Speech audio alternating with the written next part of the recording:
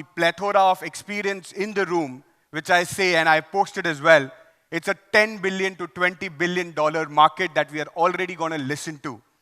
I have a privilege to introduce Mr. Bharat Shah and Mr. Shankar Sharma, and the moderators is our own partner, Krunal. Let us dive into the first pillar of today's forum, wealth. This is the most important and the hottest topic today. Wealth is not merely about financial growth. It is about creating values that outlast generations, because money makes money, and the art lies there. Our esteemed speakers for this session exemplifies this philosophy. It is an absolute honor to welcome Mr. Bharat Shah to the stage as the Executive Director, with a huge round of applause, of ASK Group, which manages over $10 billion in assets. Mr. Shah is renowned for his unparalleled expertise in wealth and delivering exceptional returns, a true trailblazer in the world of wealth creation. His insights promises to enlighten, inspire, and empower us all. It is my absolute honor to welcome Mr. Shankar Sharma, founder of G-Quant and First Global, and a legend in the world industry, famously dubbed the alchemist of Dalal Street by Forbes. A renowned market strategist, he has been featured in the Wall Street and by CNBC and the Financial Times in a regular voice of global financial platforms. With a huge round of applause, we welcome Mr. Shankar Sharma to the stage as he heads the Global Strategy Group of First Global, and his vision is identifying markets, inflection points worldwide. To have a dialogue with him, I want to introduce my own partner and friend, Mr. Krunal Mehta, a serial entrepreneur and a strategic visionary. Mr. Mehta manages a portfolio himself of $250 million with a passion for creating customer value and driving impactful solutions. He's the perfect person to facilitate this conversation. I would love to initiate this conversation, and Krunal bhai, over to you. Thank you. Thank you, Pratik bhai, for this wonderful introduction of everyone. Good evening, everyone. Welcome to the first International Investor Summit hosted by IVY Growth and Mehta Wealth. We had the opportunity to host Bharat bhai and Shankar Sharma at the Global Investor Conference in Surat, the similar kind of panel. And today we are fortunate enough again to have these two stalwarts here. A big round of applause for them, please. So today we have two people sitting here who has 30 plus years of markets. Some of them were not even born at that point of time, and who has seen all the cycles of market, a rich experience, a good compounded investments for public money, for their own money. So let us make the most of it. I have few questions in mind which the investors keep asking us, but then I leave the floor to the audience to ask. So let us have a conversational panel discussion today. So I'll start with Bharat bhai. Bharat bhai, you have seen the market from last 30 years. With your rich experience, what is that secret sauce of the investment track record which you have since last these 3 decades? Well, I would say investing, we complicate in our minds. Essentially, investing in its core precept is rather simple. Our minds are volatile, and that inner noise, we transfer it to our actions, because markets are designed to create chaos, and markets are designed to produce a lot of noise. It is our duty to filter out the noise and pick up strains of signals that emanate in that jungle of chaos. But in the social media world that we inhabit all around us, the noise amplifies itself. That external noise also becomes internal noise, and therefore, instead of subjugating that external noise, we amplify that noise with our own inner noise. Otherwise, if we strip off the day-to-day angst and day-to-day excitement surrounding the markets, essentially core ideas are simple. And while I keep hearing on an ongoing basis, and not just today, even 35 years back when I began investing, it was the same thing that one used to hear. That markets are becoming relatively more volatile, they are becoming relatively more short-term, and horizons are changing. While indeed competitive advantages and the shelf life of ideas is getting shorter, and there are many more threats on that at an accelerated pace. But I don't think fundamental principles of investing have changed. Time to time, we hear that now is the time for growth, and some other time is a time for value, as if growth and value are two different ideas. To my mind, they are not. Also, time to time, you hear that now probably is the time for quality businesses rather than value or growth, as if quality is a fashion to be adopted when convenient and to be discarded when it is seemingly not doing enough for you. Therefore, a lot of confusion we bring on the table. Really speaking, good investing is a blend always of all of these. Businesses have to grow if they have to create value. Businesses which are stagnant and not progressing actually regress. The growth, therefore, is elixir of life, and growth cannot be taken out of the equation in any good, solid, long-term equity investing. But at the same time, when a business is growing but is not a right quality, then chances are the growth itself will be short-lived. The value creation or apparent value creation itself may be illusory and ephemeral rather than really durable and lasting. The quality is not a fad or a fashion. Quality is actually real economics of investing. Quality ensures that the inherent moats and the advantages of a business are made to prevail, are made to last, and therefore it protects businesses against the vagaries of the environment. It allows the prevalence of the business for a longer term, and therefore growth does what it does. Quality ensures that it takes it ahead. Therefore, growth is the cake, but the quality is an icing on the cake, and you need both of them in order to have a delicious togetherness of the. But at the same time, you're not buying the package of high growth and the high quality at an artificially high price. No business is worth to be paid any price of. Ultimately, the serious economics of the way investing is like a gravitational force that nobody can escape the clutches of that gravitational force, and that comes in the form of margin of safety or the value. Therefore, you want a quality business, you want it to grow, you want it to grow in a durable, predictable way, but at the same time, the package has to be bought at a price which makes economic sense and not at any price.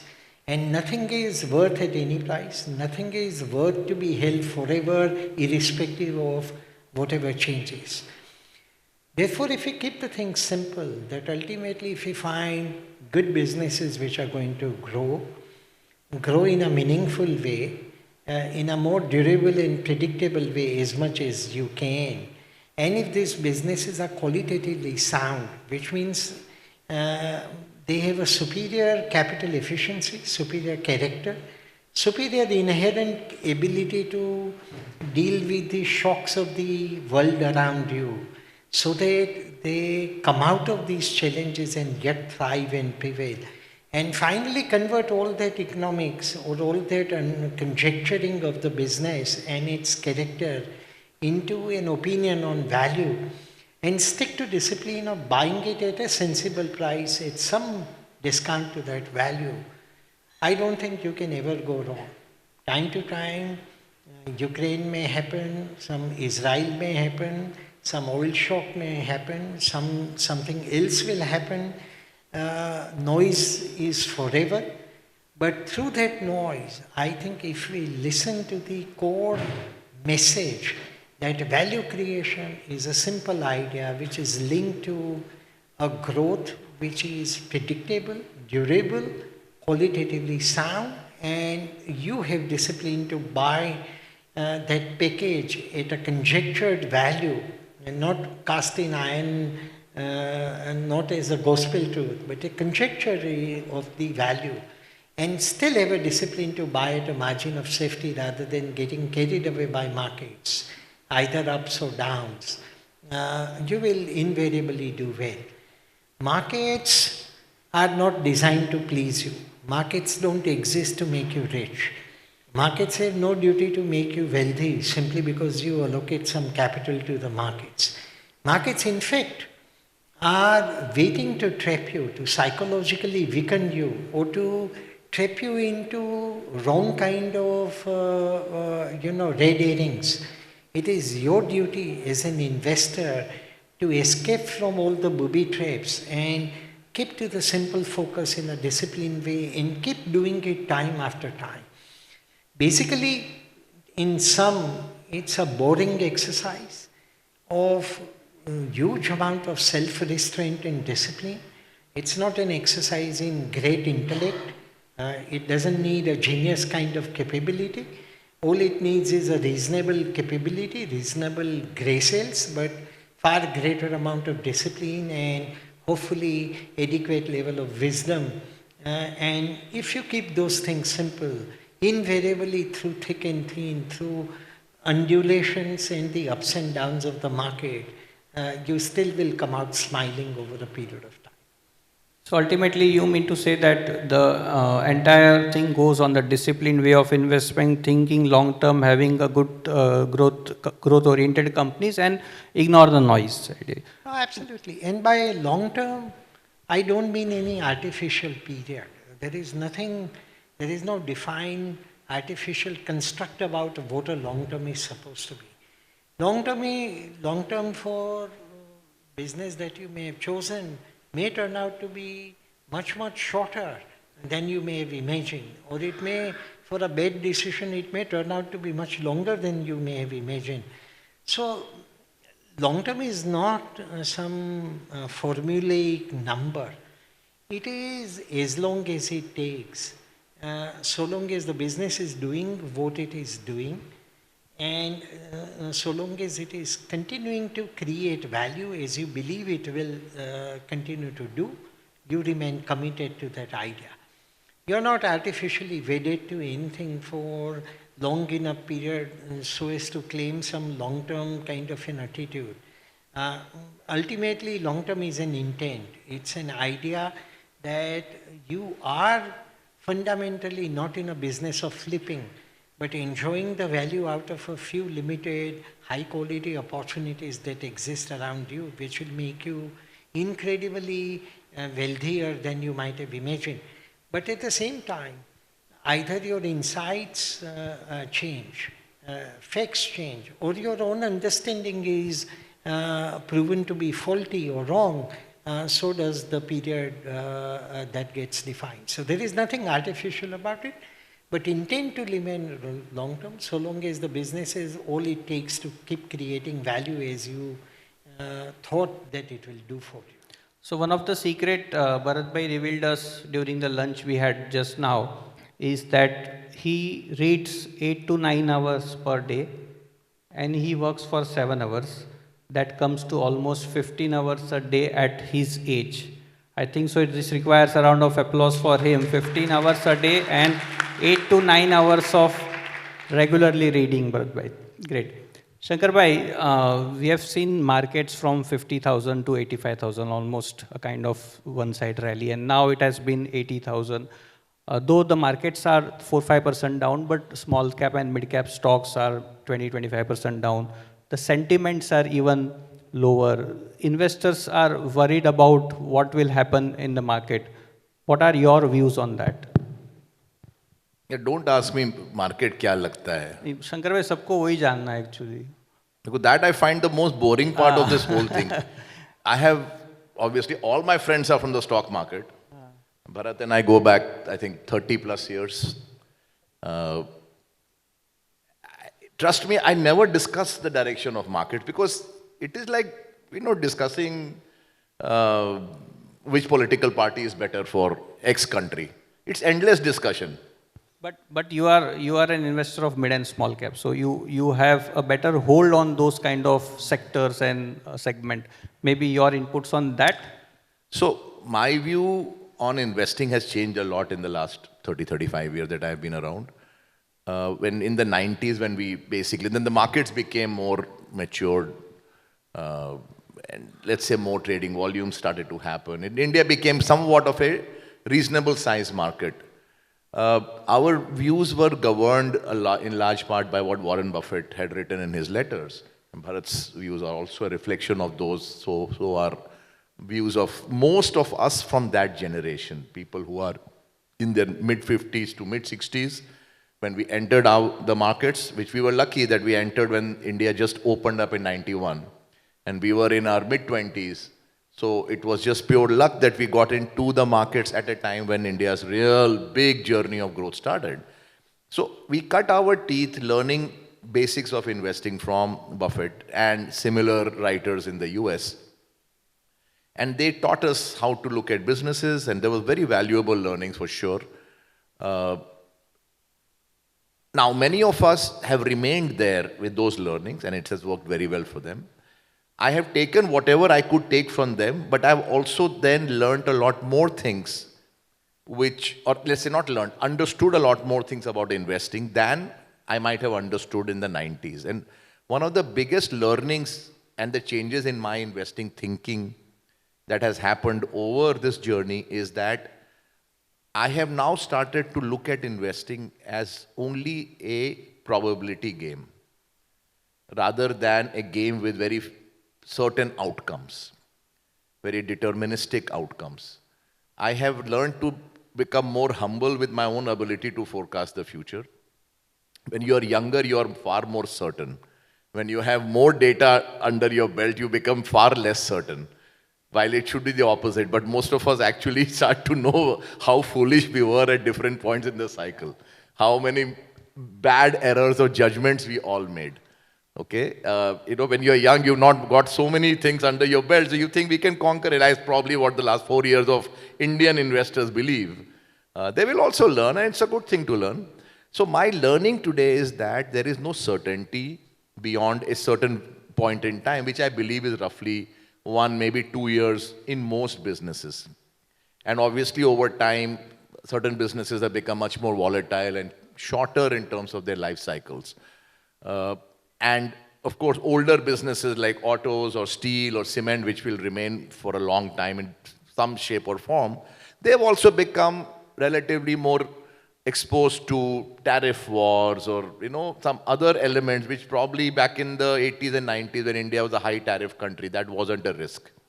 So my view has changed dramatically over time, that now I believe that it is only, I don't want to use the word, but it's a series of bets at the end of the day. Now, I can talk more freely about it because today I'm in the fortunate position to be able to have an asset management company with only one client, and that is me. Yeah. Bharat is a very brave man that at this time and this age, he still wants to deal with public money. For me, I find the mental peace of being able to manage my own money very liberating. But like I said, and each to his own, and there's not a comment one way or the other. The fact of the matter is that in my own investing, I can be more honest about what it actually is. And what it actually is a series of bets. Now, if you tell that to a client, he say, to gamble, I'm not going to give you money. But the long story short is, ultimately, we have hypotheses about company. We believe certain outcomes, but it's still a bet. And like in all series of bets, it will have certain outcomes. So you have very little idea of what is really going to be the big winner in your stable of horses. That something will win, you can be somewhat confident, provided you have a large horse, large stable of horses. If you have a very narrow stable of horses, all 5 might be duds. Okay? So these realizations have come to me, they made me more humble. And which is what I was discussing. I was in Bombay last week, and I was discussing this with a fund manager who's a very old friend like Bharat. We go back 35 years, very successful, very bright. And we were having a discussion about this philosophy of investing. And I was saying that my view today is that even if a company comes along, which I don't truly believe in, okay, but I believe somewhat in it, I will still take a toehold position in it, rather than just outrightly reject it, saying that this will not fit. I'm not saying that you have to buy everything, that's not the point. But the point is today I will buy more number of shares, more number of stocks than I would have bought in the 90s. A small stake and then maybe increasing with the winning. Yes, because I do not know for sure which of these will turn out to be winners. And many of the stocks that we now recognize as winners were not winners in the first 1 or 2 years of their birth. So, everybody talks about Rakesh's bet on Titan, but that, I can tell you, Titan was one of the worst companies I have ever personally seen. From the late 80s to the 90s, till actually not even the watches business was not going anywhere. It was a dull business. And by the way, I was involved in the financing of the watch business, of the project itself in the 80s. So I knew the company inside out, highly inefficient operation, typical Tata bureaucracy. It took one Xerxes Desai to, really change the company. But that happened 16 years after the company was born. Yeah. So in life, we compress time frames and say, okay, he bought and the company became great. No, there's no such thing. He had bought in the late 80s, bought in the 90s, waited 12, 14 years. Now, is that something we can plan? No, we cannot plan it. Stuff happens. I'm more humble, more fearful about my own abilities today than what I was in the 90s. Therefore, I am more open to taking larger number of smaller bets than because when you take a small number of large bets, you are very certain. That means you know that if I buy 5 stocks, they're all going to be winners. I have no such confidence anymore. Yeah. So that's been the change in my thinking. I will take toehold positions in even stocks that may not meet the highest quality test, because I do know that from a probability basis, out of this pack also some massive winner will come. Right? And stock prices ultimately change perceptions that we all know. And we have one of the largest groups in India today. What the perception was 5 years ago and what the perception today is, I'm not talking today, I'm talking, let's say, 15 days ago.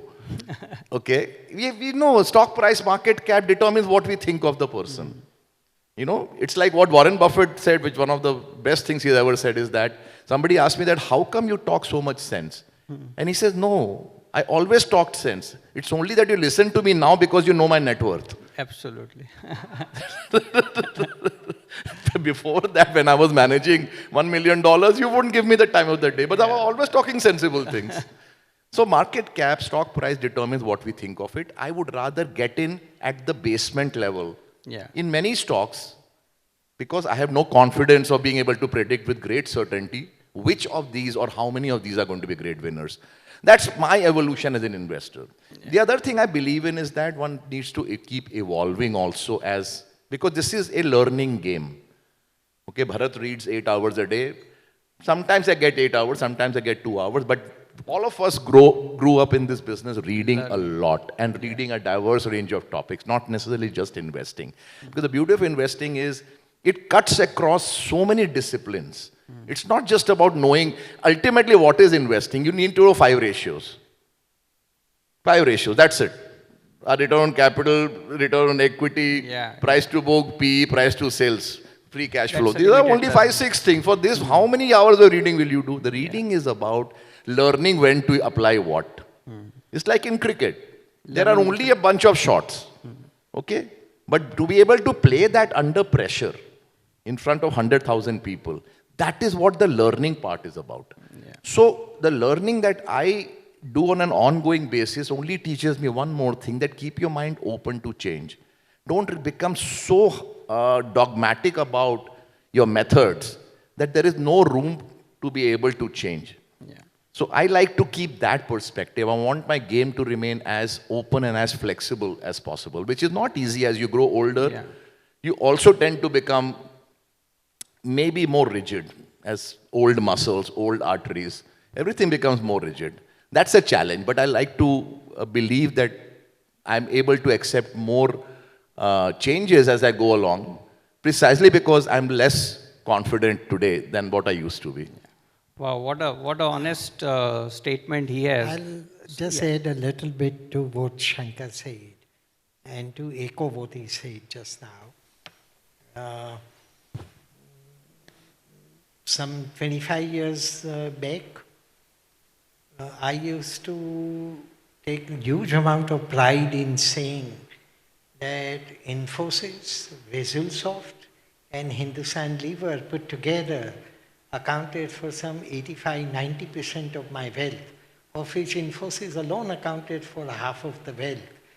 And I used to strut around like a peacock, thinking that what a great thing I was doing to have so much of my little wealth at that point of time riding on just 3 names around. When I think about it over a period of time, I feel perfectly stupid and foolish about how I used to think about it at that point of time. Secondly, Shankar talked about humility. In any case, markets teach you if you don't have it. But certainly it helps if you inherently have an innate trait of humility rather than markets teaching you the art and science of developing humility. And therefore, many times, you see, in markets, in general, people are bright. It's not easy to find perfect duffers in the markets easily because markets are like a violent centrifugal force. If the person is lacking in the basic graces, the person will be thrown out by the market centrifugal force very easily. But the intellect doesn't teach you necessarily restraint. Intellect doesn't teach you character. And intellect doesn't teach you wisdom. Intellect doesn't teach you many, many other important things which are vital and important to do well at investing. And humility is one of them, which intellect doesn't necessarily teach you. In fact, chances are that intellect perhaps will go counter to developing basic humility that you must develop in the mind. And therefore, it's over a period of time you keep learning and keep learning and keep realizing. And that's the beauty of investing, that it's a fantastic learning game all through. At every stage in life, there is some invaluable lesson to be learned. And Shankar talked about diverse reading and not just very technical, narrow, insular reading of a particular kind. And there is a lot of value about it. Whether you read physics or whether you read about space, whether you read spirituality or literature, whether you read philosophy or economics, everything has something to connect. You may or may not figure it out at that point of time that something will work for you. But in some unseen way, it all links together like a lattice work and finally brings you some insights which independently a particular thing wouldn't have given. The dots get connected somewhere actually.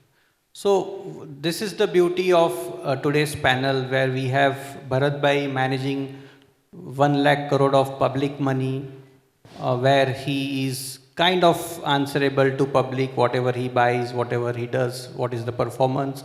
Where we have Shankar Bhai investing his own money, saying that as and when he is growing with the experience he has, he's becoming more humble and of course more smarter also than before what you are in the looks side also. That way. Okay. Yeah. So, Bharat Bhai, talking about India, we have seen 10 years of a good governance under Modi's leadership. They have been doing fantastic reforms. We have good political stability, demographic dividend and all those things. So, what do you feel that what more policies or what better things can be done to attract public money or maybe public confidence bringing into the equity market? Well, it's a large subject, but let me try to compress and kind of summarize. You see,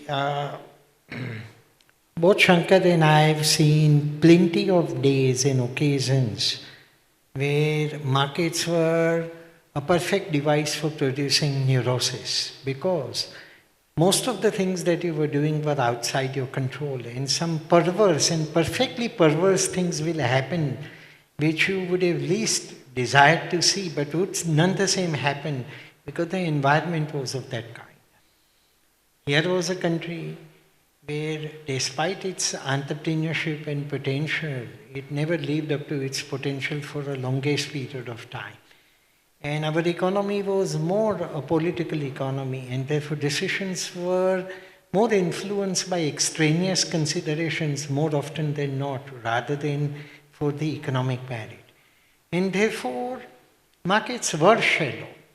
The inherently short-termish behavior in the market was perfectly rational at that point of time, because there were so many booby traps waiting to explode in an unknown way that it was wise for people to be short-termish in their behavior in order to protect their skin. Because so many things were unpredictable and they just would happen and not to your liking. And to that extent, in order to ensure that you remain on the right side of the sanity, you would think that prophets are like thieves and catch them before they run away. That mentality was bred over a long period of time, because that's the way the country and the economy and the businesses and therefore the markets were. I think systemically and systematically over a period of time, and especially in last 10, 12 years, number of things are beginning to alter in a dramatic way. Most importantly, as I mentioned, ultimately investing is not about buying cigar butts or stagnant pools of water. The businesses have to grow. If the businesses don't grow at a meaningful rate over a meaningful period of time, then there is something wrong. And that will not be recipe for value creating. So growth is very integral. But I think what has happened, in my opinion, which is even more important, is we have created capacity for growth. More than just growth happening to be a sudden outcome or a happenstance or a chance. I think fundamentally over the last few years, we put important building blocks in place so that growth acquires a strength and a character of its own. That you can believe that growth will prevail, that it will happen, even if time to time some occasional trouble sports and things would happen. But fundamentally, structurally, we have built or building an economy with a greater potential for growth. And more importantly, as I mentioned earlier also in brief, more than the growth, it is the aspects which make growth pervasive and deep, which makes great difference in value creation. And principally three to my mind. Durability of growth, in other words, how long the growth will prevail. Second is predictability, so that growth is not a chance or happenstance, but a predicated outcome that you believe would happen and has a reasonable probability that it would happen. And third, a growth which is resilient. Challenges would come, but somehow the business or businesses have character and strength to deal with those challenges. These three aspects make growth pervasive. And I think what has happened in terms of many reforms is actually making growth as a crescendo with a solid underlying building blocks in place to make growth predictable, durable, as well as resilient to the challenges and perversities of the environment. Very importantly, which is change in the character of the businesses in India is the capital efficiency. Last year was the first year where corporate listed India produced return on capital employed and return on equity, which is number one in the world. That medal always belonged to America. For decades, American capitalist system, despite its flaws, produced a great entrepreneurial culture which worshipped capital efficiency and quality as a hallmark of durability of that value creation engine. And no wonder American markets have been at the forefront for decades in terms of creating value. First time last year, Indian ROC as well as ROE, both have been number one in the world.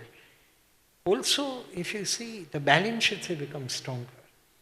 Just before COVID, in 2019, the average balance sheet in India had 80 units of borrowing to 100 units of net worth. Today it is 40 units of borrowing to 100 units of net worth. Therefore, while dealing with the perversity and adversity and challenges of COVID and all of that, we have not only grown, not only improved capital efficiency, but we have deleveraged the businesses fundamentally. Therefore, balance sheets have become more robust. And finally, this has happened in a backdrop where systematic efforts have brought down the cost of capital. 10 years back, your housing loans would have costed you 14-15%. Today, you can get the same housing loan at 8.5-9%. 10 years back, best businesses in the country still would need to borrow at 12 and 13%. Today, best businesses would borrow at 7.5 and 8%.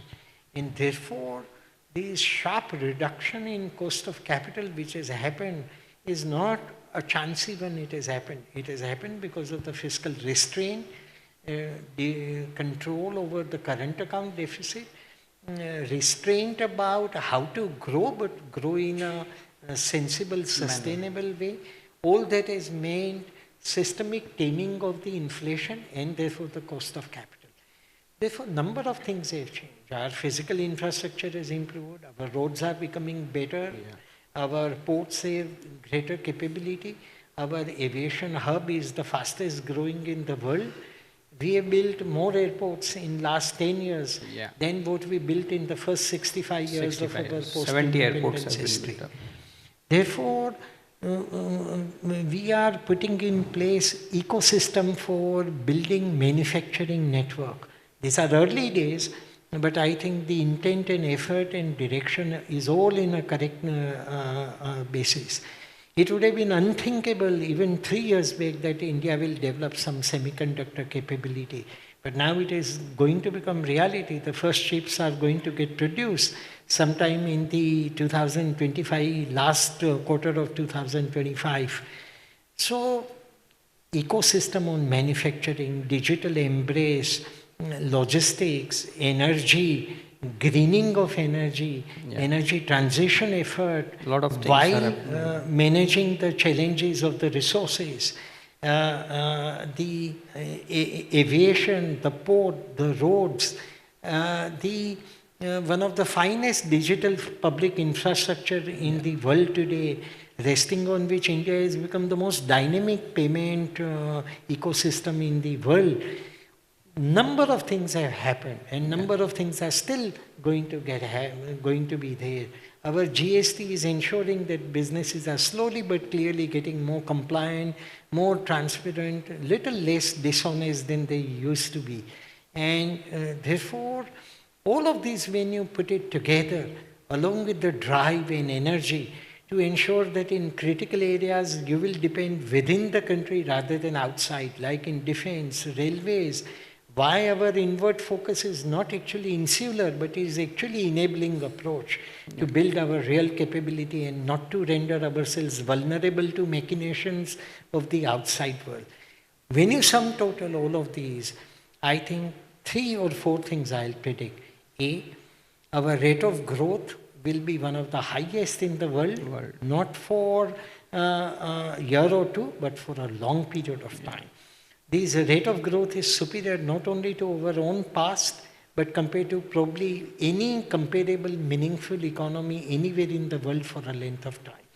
Secondly, the growth is going to be more durable, more predictable, more solid, less vulnerable to the challenges than before. Third, qualitatively, it is sounder growth in capital efficiency, in moats that we are building. And finally, all of this is happening in the backdrop of a great desire to make the country reach its due, to attain her due place under the sun. And therefore, the startup ecosystem, the spirit of entrepreneurship, the ecosystem of innovation that we are beginning to build up, this may or may not be very widely appreciated, but last year on STEM, science, technology, engineering, mathematics, number of papers filed by India stood at number 3 in the world. No. This is not a mean achievement, because this heralds the kind of things which are likely to happen in the future. So we are building base in a lot of things, but we have a lot of miles to go. But we are in a truly a great journey ahead. So it's an all-round development going across in India. That's right. So we'll have the mics for the audience. Before that, I'll ask one question to Shankar. Shankar, you're sitting in Dubai and you look after the global markets for your personal investments. Last time when we met, you spoke about that you have invested some amount in the US bond yields, I believe, where the yields were to the north of 12%. What is your outlook today on the US bond yields? And second question is, again, we were seeing that a lot of things happening in China, and the China market has suddenly risen. So what are your thoughts on the China market? Have you yourself allocated some money in China or what? If you can please. Right. To answer your first question on the bond yields, I don't think, of course, yields and the Fed policy is not 100% in lockstep. There are divergences. We have seen that happen even since the last rate cut. I don't think there is going to be a very aggressive cutting cycle ahead, neither in the US nor in India. People in India also, I know, clamor for rate cuts by RBI. Yeah. I really doubt if RBI is going to take that decision. It will go very slow and I think it's going to be a very, very slow process. If at all anything happens in the next few months, in India and in RBI and in the US. As regards China, it's a very good question. So I am very, very bullish on China. Oh. Because it fits the kind of trades I like to do, which is unloved, or at least it was unloved till a couple of months back. So those are my kind of trades. So, like I put money in Turkey 2.5, 3 years back. And that worked out very, very well. I mean, that doubled in dollar terms. Because people were saying 70% inflation, this country is useless, there's nothing going to happen, this and that. I like to hear those kinds of things. It gets me excited because that shows extreme pessimism. Okay. Just as on the opposite side, extreme optimism also starts to get me excited.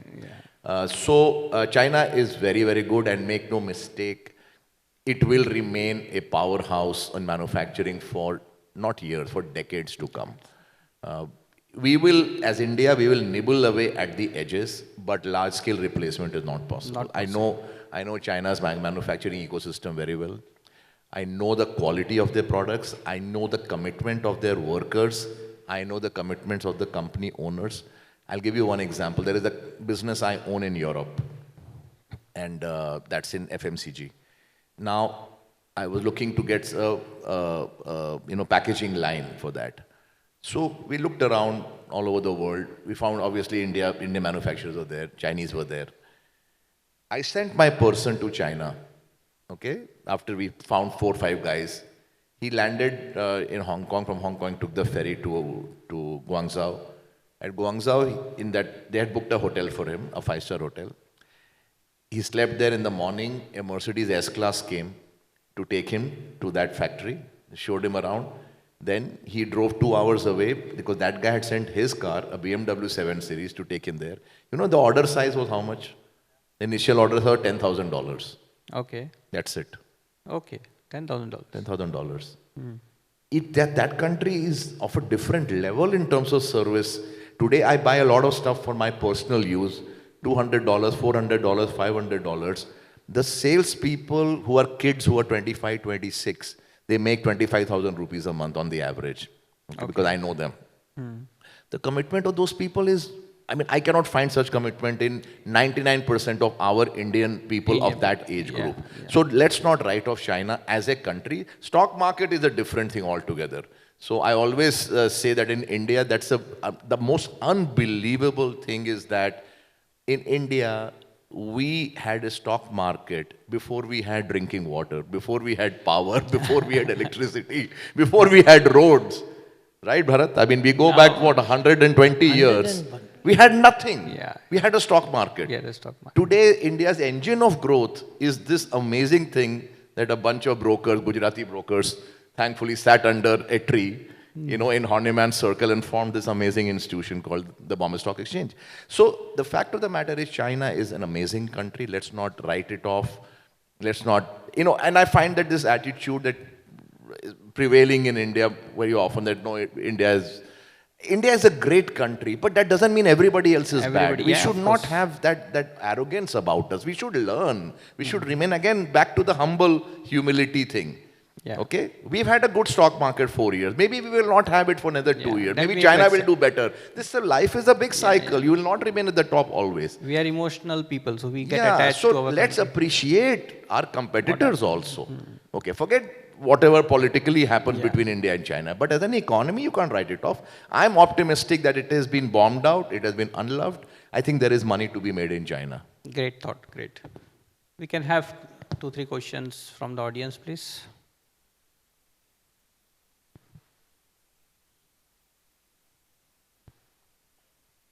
Yeah, please, here.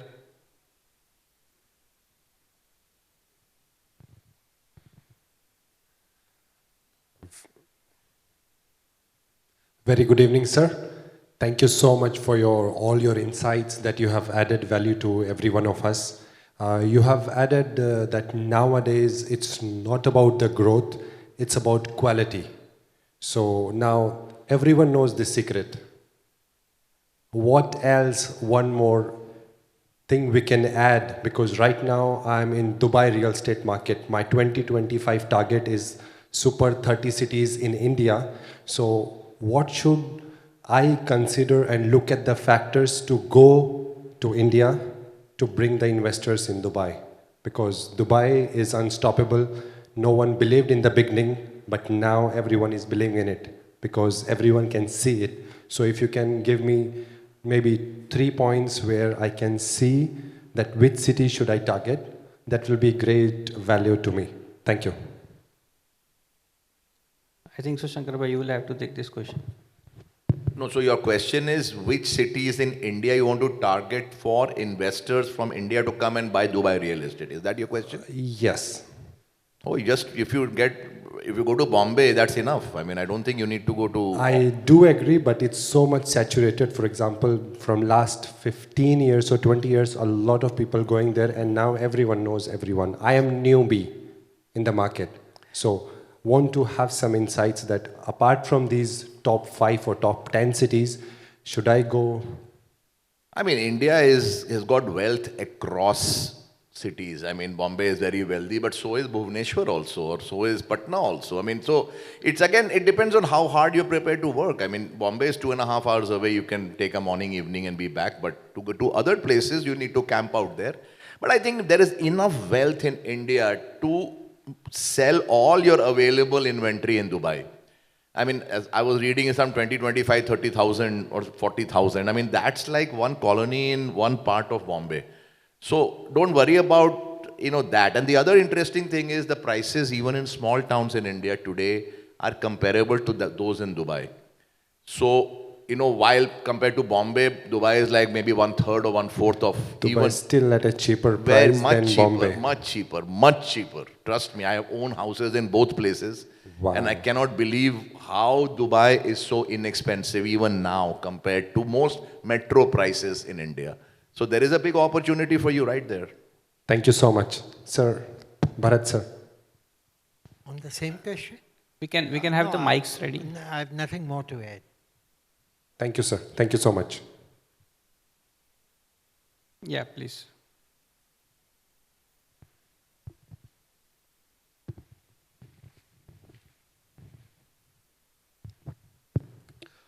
Hi, good evening to all of you. My question is for Mr. Shankar. Since we had seen a certain gold spike in gold terms, so gold prices and all. So what exactly is your point of view considering the spike we already witnessed in past and compared to silver? Since as you just mentioned that you are quite positive in Gango when it comes to China market, and we had seen certain stimulus already been provided to Chinese market and all, and considering as a innovation and a consumption theory. So what exactly is the your view regarding gold and silver for next coming, you can say? So I'm very, very bullish on gold.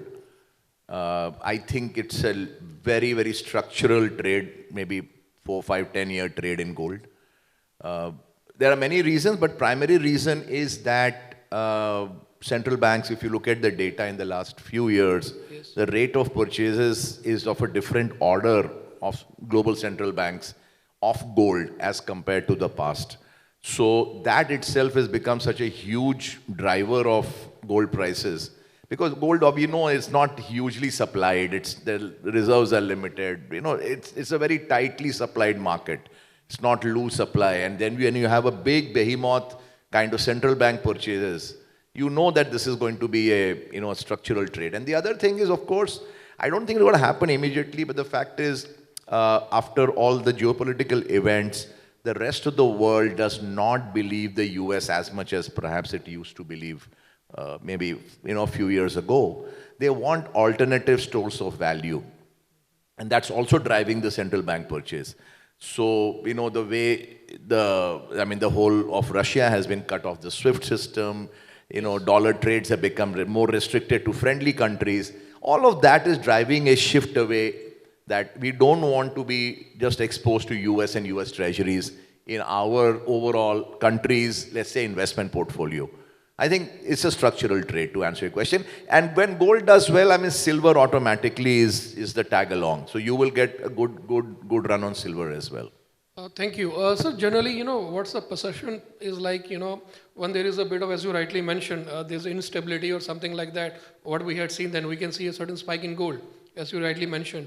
So now, you just mentioned about Ukraine, Russia and all, since we had seen, certain more things in Middle East as well. So now, slowly, gradually, the dust is, settling down. So can we see like a bit of stagnant or some range where you can see when it comes to gold, you can see certain... No. I'm not making the case that gold has done well because we have a couple of wars going on. Please don't get that correlation. If anything, that should have spiked up oil, which did not do anything. Yes. Gold is a structural trade because the world's belief in the US and US dollar denominated assets, largely the US treasuries, is not as firm as it used to be. It is the de-risking of their own investment portfolio, starting from China, India, and many other countries. If you look at the data, it is staggering the scale of gold purchases. That is the real reason, not a couple of wars here and there. Okay, And thank I'll you so just much. add a small point to what Yes, sir, please. Shankar said. Clearly, faith in America is eroded in a huge way. Not just in the minds of the countries which are inimical to America, but even the countries which are friendly to America, the faith in America and American system is diminished materially. Two primary reasons. One is its behavior. We have seen that how, like Shankar articulated, taking Russia out of the payment system, impounding reserves of Russia, simply transferring to themselves. If this can happen to Russia, it can happen to anybody tomorrow. And therefore, no country strategically will feel safe. For some reason, if you are running contrary to America in some issue, they can just cut you out of the system and make you vulnerable. And therefore, strategically, every intelligent country and every intelligent governance system would preclude that risk. Second is its internal behavior, the way America has abused its own financial system, its strength, its status as a universal currency because America doesn't need to hold reserves the way every other country does because dollar is a universal currency. But using that power and the way America has abused relentlessly its fiscal and financial system, that I think slowly but clearly time has come where people are beginning to recognize that emperor is not fully naked, but there are some gaping holes visible in the clothes that the emperor is wearing. And therefore, there is a growing concern that abuse of the American hegemony over a period of time will lead to some unforecastable but very adverse consequences over a period of time, and therefore it is prudent to have some counterpoint. No other currency can today replace America, no matter what. I mean, pound is like banana republic currency. It has no real value. Euro is a very weak kind of a block. Yen has no growth as a country and therefore cannot substitute. And nobody will trust Chinese currency. Therefore, and India is far away from being in a position to replace American hegemony, dollar hegemony. Therefore, the path is arduous and long, but people would prepare themselves for eventuality, and that is one of the important reasons why gold is rising. We can have a last question. Yeah. Thank you so much. So the question is for both of you. What do you think about the cryptocurrency coming on? So the dollar, the strategic of the dollar and the crypto as well. What's going on in the market? Do you believe, as you are, Mr. Shankar, you are in the stock market, what's going on in the cryptocurrency? Thank you. Shankar भाई अभी ये question मैंने पूछा रहता ना तो आप गाली देते थे कि भाई क्रिप्टो क्यों पूछ रहे हो? So, crypto, in my view, is here to stay. There is no question about it. All of us have been skeptical about it in the beginning, but it has acquired a life of its own, and now it has gone into a different zone after Trump has been elected. But as an investor, my view is, again, this goes back to what I just said, that I don't want to say no to something just because I'm not super familiar with it. I have put off and on a small part of my investable funds in crypto. So I have played it. So my view of most things in investing is that I play everything, but I believe nothing. So it's okay, it is an asset class in which there is durability. I don't think it's going to disappear now. It has acquired a certain size and scale. It's a hugely volatile. People who think that they'll replace normal currencies, I don't think that is going to happen ever. Because if something that is going to react based on a tweet of Elon Musk and all that, I don't think you want to keep your savings in such kinds of things. So it is going to have a place, not a huge place. And God help you if you think, as I believe, I've met many people in Dubai in the last 4 years who believe that we don't need physical currencies or the fiat currency. We need only Bitcoin. And I tell them, good luck with this, because you're going to get cleaned out if one day from 80, 90, 100,000 goes to 20,000, which it can. Which normal civilized currencies don't do those kinds of volatilities. Find a place for it, but don't start believing in it that it will replace the dollar or the euro or anything of that sort. That's not going to happen.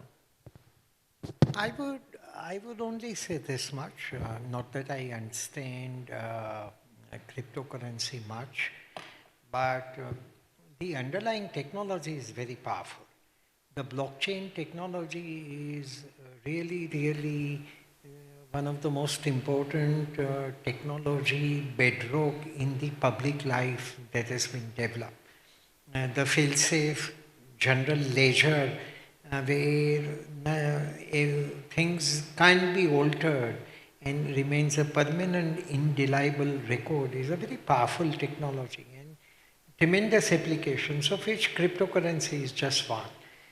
But as an investment, fundamentally, you make an investment into something where you have some idea or some opinion or some conjecture or a belief about its underlying value. And therefore, then and then only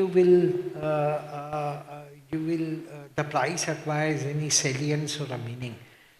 I have, despite whatever efforts I have made to understand this currency and its behavior, I have not figured out how to judge a value of cryptocurrency, whether Bitcoin or anything else. And till the time you have a workable hypothesis and a method to arrive at or judge value of something, I don't know how it is easy to participate. So therefore, it can be a hobby asset, but I pretty much at this juncture, whatever I understand, it can't really become something substantial and meaningful beyond this. Maybe that's my limited understanding, but ultimately all currencies are store of value. And anything to become a store of value, you must have an ability to assign an underlying value to it. Either because there is a perceived value in that asset, or because legally, regulatorily, some value is assigned to something.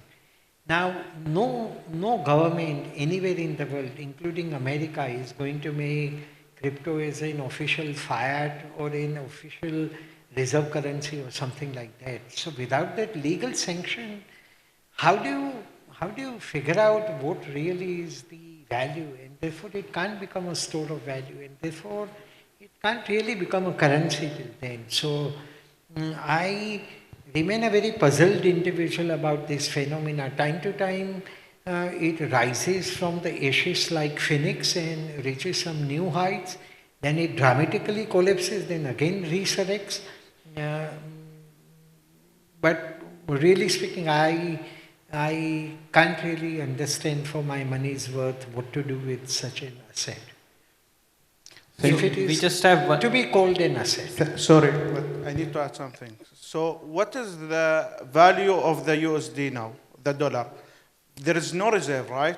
The crypto, we don't know where is the reserve. So how we can compare them? Thank you so much. No, so the dollar, see, the other thing we need to also understand is that anything to have even understandable value, it needs to have been in existence for some period of time.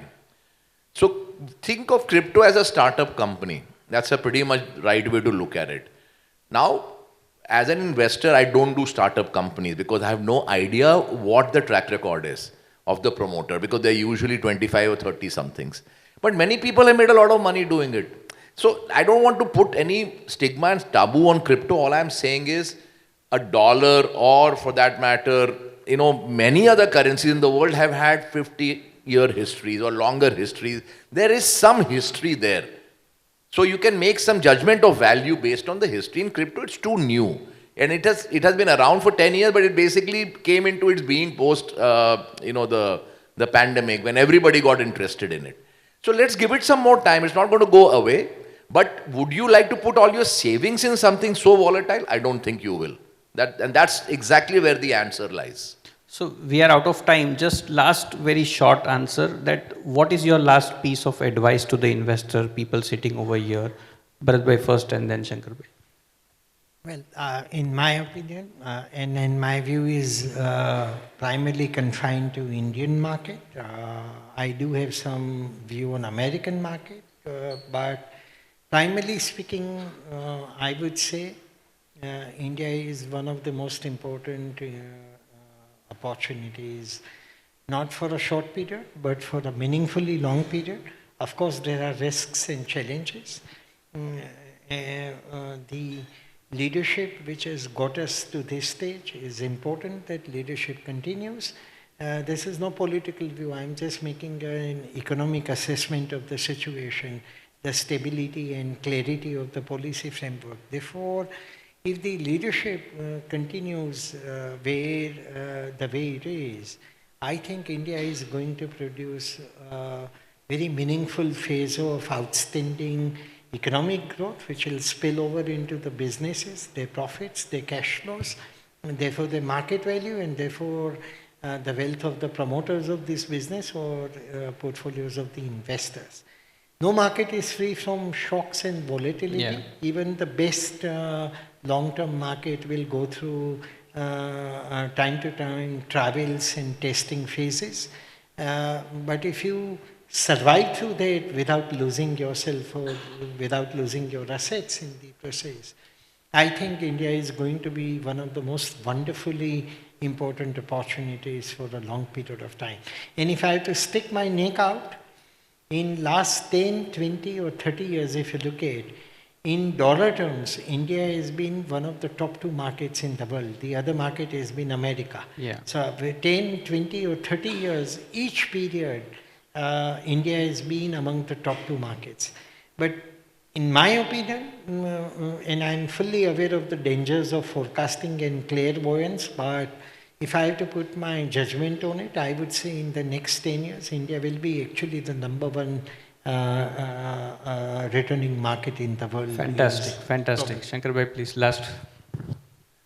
No, so obviously, I mean, India is our home market. We have a home country bias always. India is a market all of us understand very, very well.